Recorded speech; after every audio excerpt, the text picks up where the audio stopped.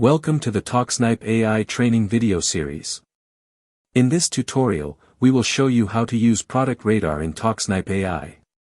From the left side menu, click on Product Radar. You can select a category. There are many options, such as home supplies, beauty and personal care, and many more. You can select the trend: rising, stable, declining, newly found. You can select the sort by option: opportunity, units sold, sales velocity. You can select the maximum saturation.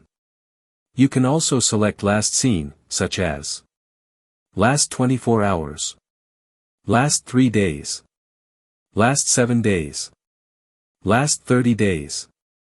You can enter the title. Then, you can see all the products that match the search criteria, such as shoes.